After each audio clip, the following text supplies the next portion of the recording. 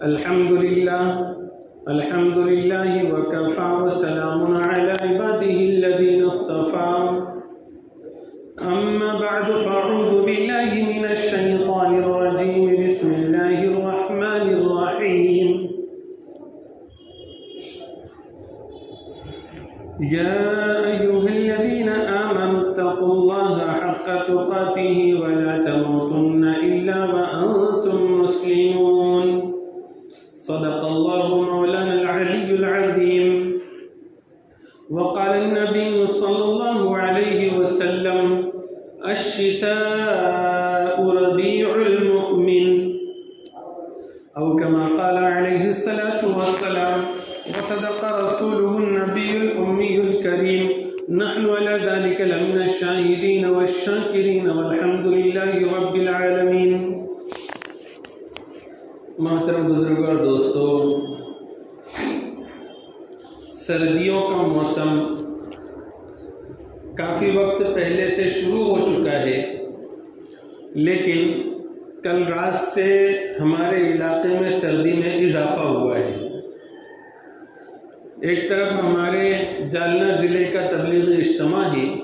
جو آج اور کل ہے، اور دوسری طرف یہ سردی میں اضافہ.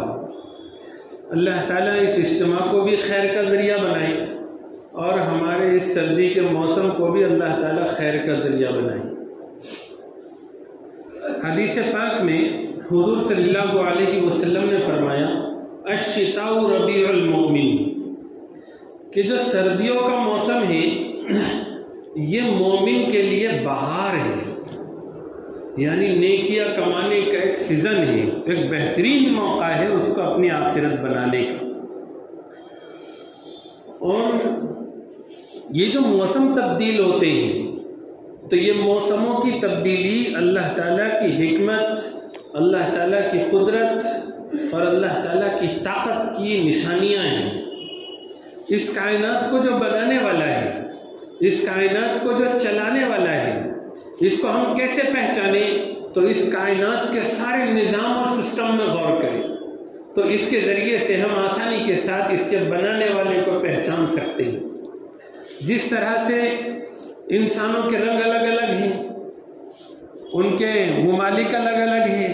زبانیں الگ الگ ہیں، اور اسی طرح سے انسانوں کے مزاج الگ الگ ہیں، اور پھر بہت ساری چیزیں ڈیفرنٹ اللہ تعالیٰ نے بنائی ہیں. یہ ساری کی ساری چیزیں اللہ تعالیٰ کے وجود کی، اللہ کی قدرت کی اور اللہ کی طاقت کی اور اللہ کی حکمت اور مصلحت کی ایک جیتی جاگتی تصویر ہے. اور ہر کوئی اگر تھوڑا سا اس میں غور کرے تو اس کے ذریعے سے وہ اللہ تعالیٰ کو پہچان سکتا ہے اور اللہ تعالیٰ کی وحدانیت کا قائل ہو سکتا ہے، اللہ تعالیٰ کی قدرت کو تسلیم کر سکتا ہے. یہی وجہ ہے کہ قرآن کریم میں اللہ تعالیٰ نے اس کائنات کے نظام میں جگہ جگہ غور و فکر کرنے کی تعلیم دی. جب بھی یہ موسم تبدیل ہوتے ہیں تو موسموں کی تبدیلی کا ایک پہلو یہ بھی ہے کہ اس میں جو اللہ تعالیٰ نے حکمتیں رکھی ہے اس پر غور کی جائے. کہ 4 موسم ہیں عمومی طور پر، گرمی کا موسم، سردی کا موسم، بہار کا موسم، خزاں کا موسم، اور پے در پہ یہ 4 موسم آتے ہیں. اور ان 4 موسموں کی انسانوں کو ضرورت ہے، انسانوں کی طبیعتوں پر بھی اس کا اثر پڑتا ہے اور انسانوں کی خوراک پر بھی اس کا اثر پڑتا ہے. اس کے انسان کے لیے جو چیزیں زمین سے پیدا ہوتی ہے اس پر بھی اس کا اثر پڑتا ہے. ذرا سوچو کہ اگر اللہ تعالیٰ ایک ہی موسم رکھتے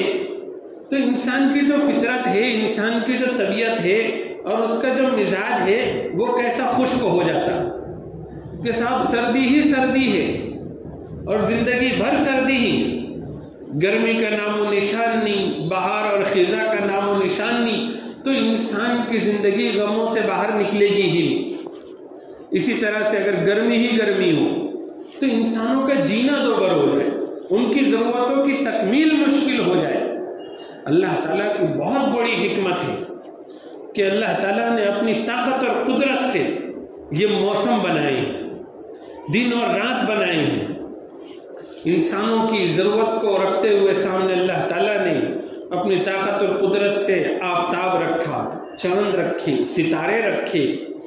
اور یہ دنوں کا الٹ پھیر رکھا، اور ایک سسٹم اور نظام کے تحت پورے کائنات کا نظام چل رہا ہے۔ اگر اس مربوط نظام کو، اس پر حکمت نظام کو اگر سوچے تو اس کائنات میں ہر چیز اللہ تعالیٰ کی وحدانیت کی، قدرت کی، اس کی طاقت کی گواہی دیتی ہوئی نظر آئے گی۔ پہلا کام تو ہمارا ان موسم کی تبدیلی میں یہی ہے کہ ہم اپنے ایمان کو تازہ کریں، اور تازہ کرنے کے لیے کیا کہ اللہ تعالیٰ نے اپنی حکمت سے الگ الگ موسم رکھے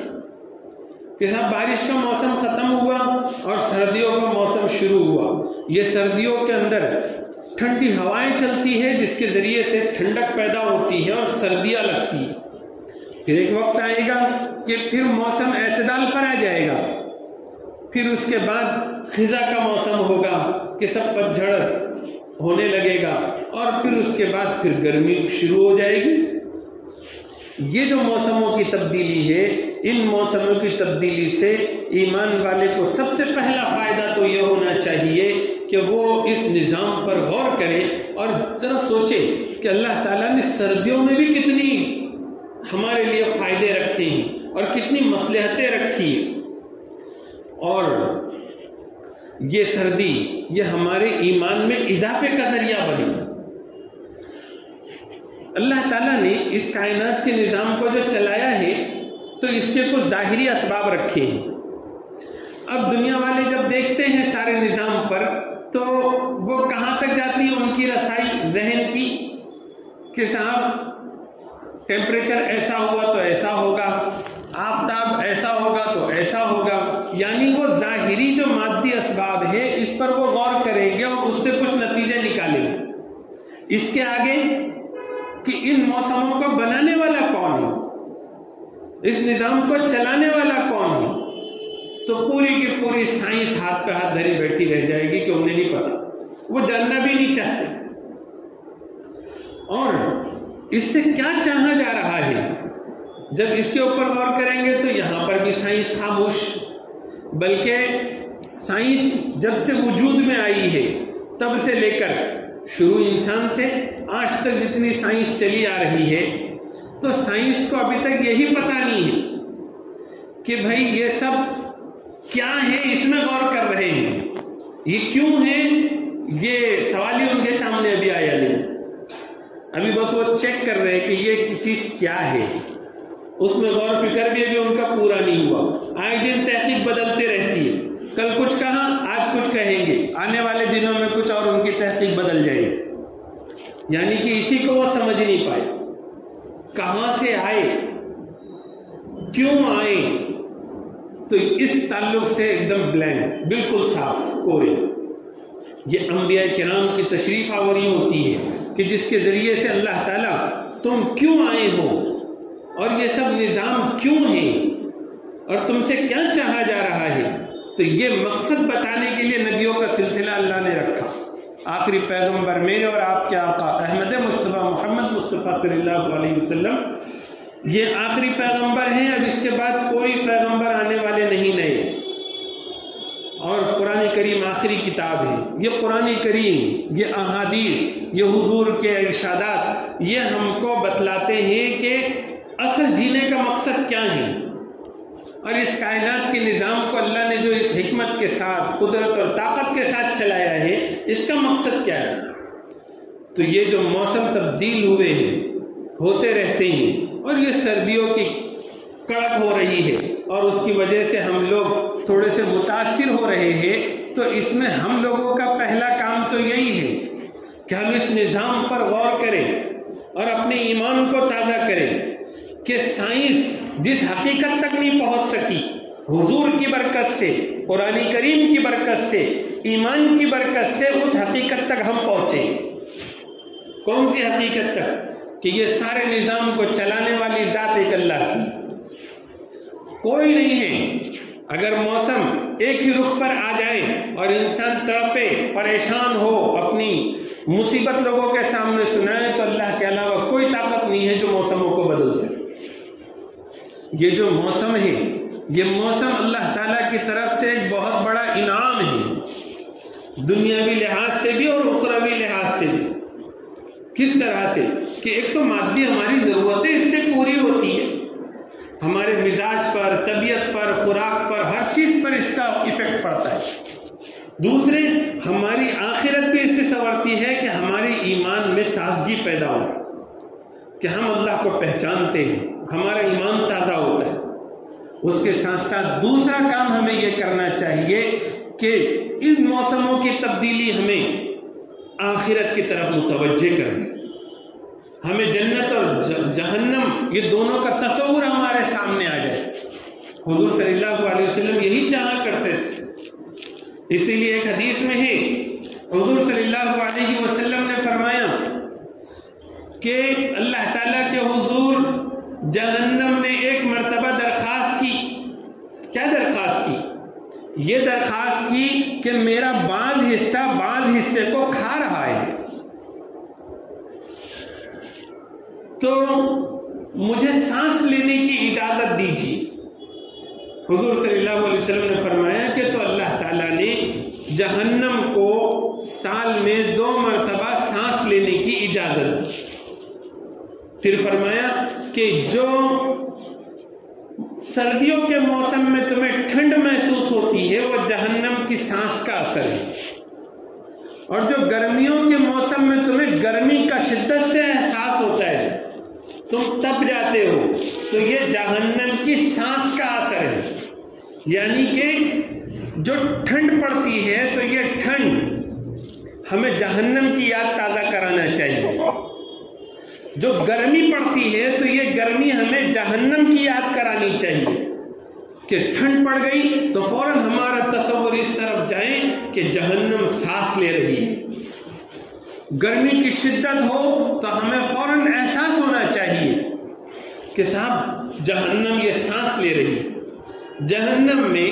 ایک عذاب ہوگا سخت ٹھنڈ کا، جس سے جہنمی پناہ مانگیں گے، اور ایک عذاب ہوگا سخت عذاب اور گرمی کا۔ تو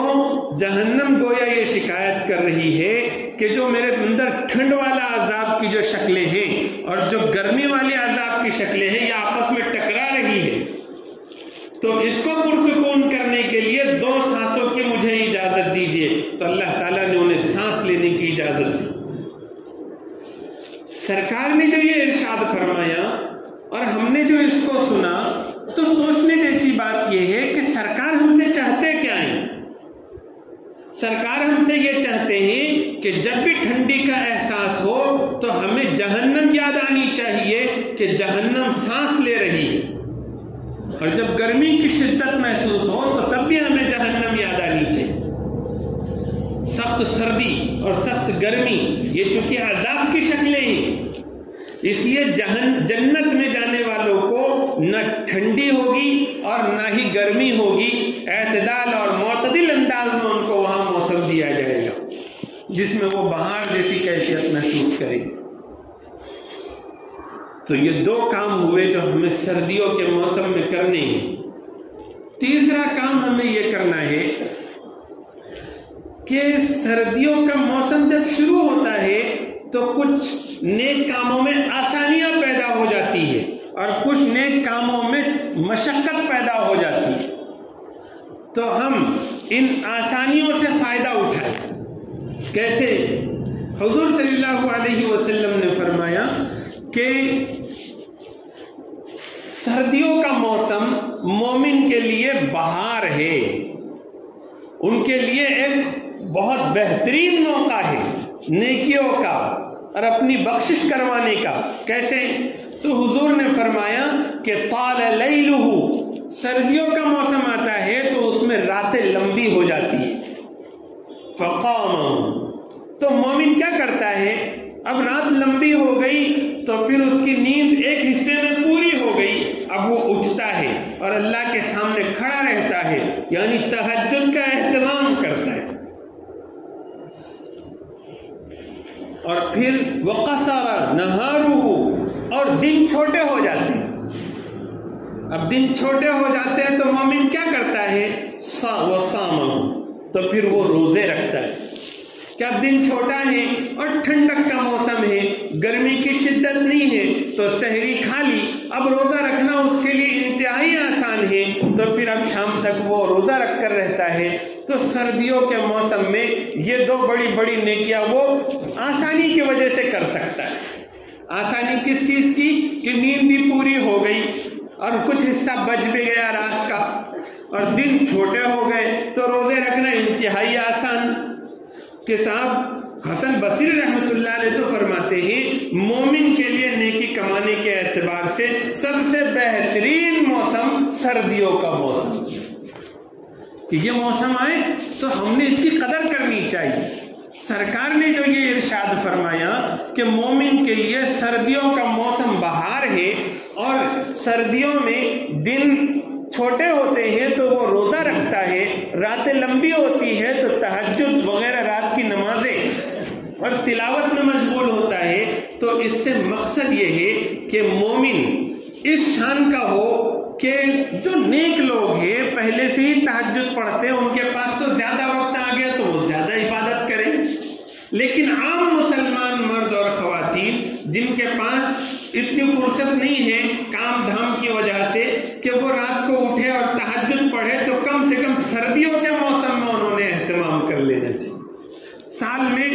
جمعرات کو، پیر کو اور مہینے کے 3 روزے نہ رکھتے ہو ہر مہینے، تو پھر ایسا کر لیجئے کہ سردیوں کا موسم آئے تو اس میں روزے کا اہتمام کر لیجئے، تاکہ حضور پاک علیہ الصلوۃ والسلام کا یہ ارشاد جو ہمارے تک پہنچا تو ہم اس پر کچھ نہ کچھ حصے میں عمل کرنے والے شمار ہو جائیں۔ اس موسم میں کچھ مشقت بھی ہوتی ہے۔ مشقت کس اعتبار سے؟ ایک تو نمازوں کے لیے مسجد میں آنا یہ تھوڑا مشکل ہو جاتا ہے، عشاء میں، مغرب میں، فجر میں، کیونکہ ٹھنڈ لگتی ہے، یہ مشقت ہے۔ اسی طرح سے وضو کرنی ہوتی ہے بار بار نمازوں کے لیے، تو ٹھنڈا پانی ہوتا ہے تو ٹھنڈے پانی کی وجہ سے مشقت ہوتی ہے۔ حضور صلی اللہ علیہ وسلم نے ارشاد فرمایا کہ کیا میں تم کو ایسے اعمال نہ بتاؤں جس کے ذریعے سے تمہارے کثرت کے ساتھ گناہ معاف ہو اور تمہارے درجات بلند ہو؟ صحابہ نے عرض کیا بتلائیے یا رسول اللہ؟ تو حضور صلی اللہ علیہ وسلم نے ان کے یہی عمل بتلائے